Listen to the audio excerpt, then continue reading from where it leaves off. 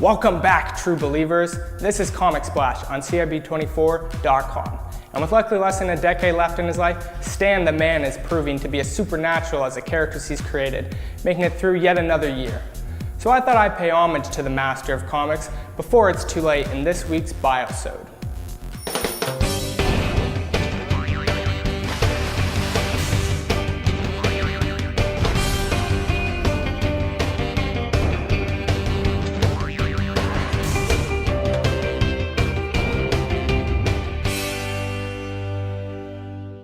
The child of Romanian-born Jewish immigrants, Jew-Yorker Stanley Martin Lieber was born December 22, 1922, and always had a passion for storytelling, and even one day dreamed of writing the great American novel. He would work part-time jobs in his youth, writing obituaries, delivering sandwiches, ushering at the theater, and selling newspaper subscriptions. He would graduate high school at the ripe age of 16 and a half in 1939 and joined the WPA Federal Theater Project, where he would become an assistant at the new Timely Comics division of Pulp magazine. He'd be a text filler for Captain America Comics #3 in 1941 and take the name Stan Lee. Lee would graduate from text filler to actual comic book writer in the backup feature Headline Hunter Foreign Correspondent. He'd go on to co-create The Destroyer and Mystic Comics #6, Jack Frost and USA #1, and debut Father Time in Captain America Comics #6, all in a year that saw him become intern editor at 19. He would serve in the Signal Corps for the United States Army from 1942 to 1945.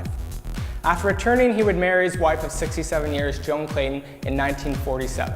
They would have 2 daughters by 1953, but only one would survive. By the 50s, Timely Comics would be known as Atlas Comics, and Lee would continue to write in a number of genres, including romance, westerns, comedies, sci-fi, medieval, horror, and suspense. But by the end of the decade, he would contemplate quitting the field. I told you. Oh, wow. Translating the actual suit from your comic creation was our passion. We worked very strongly with Jon Favreau, the Marvel artists, you know, all of that team, the development team. And then we were lucky enough to get hired to actually produce the suit. The red and gold was really important to try to figure out how to make that.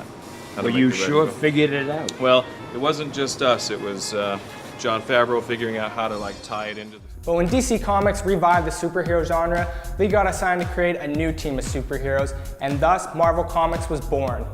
His first creation would be the Fantastic Four, followed by the Hulk, Iron Man, Thor, the X-Men, Doctor Strange, Daredevil, and Spider-Man, all by 1964, revolutionizing the comic book hero as flawed, complex characters that you can relate to.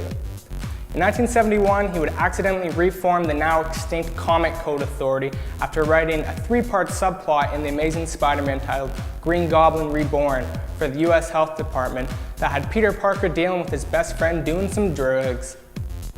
Something the Comics Code didn't approve of, but Stan the man ran it anyways without CCA approval, and the story was well received, and by 1972 he would become the face and publisher of Marvel Comics.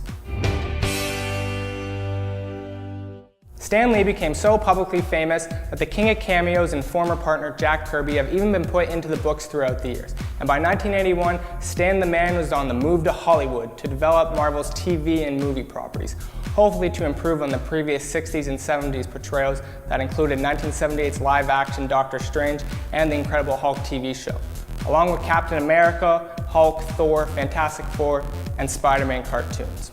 And in 1989, he would make his first but uncredited cameo in the TV movie The Trial of the Incredible Hulk, where he would go on to cameo in Muppet Babies, The Ambulance, Mallrats, X-Men, Spider-Man, Daredevil, Spider-Man 2, The Princess Diaries 2, Royal Engagement, Comic Book, the movie, Fantastic Four, X-Men, Last Stand, Heroes, Spider-Man 3, Fantastic Four, Rise of the Silver Surfer, Iron Man, The Incredible Hulk, The Big Bang Theory, Iron Man 2, Entourage, Nikita, Thor, Captain America, the First Avenger, Eureka, The Guild, Chuck, The Avengers, The Amazing Spider-Man, Robot Chicken, Thor the Dark World, Agents of S.H.I.E.L.D., and The Simpsons, making Stan Lee the king of cameos.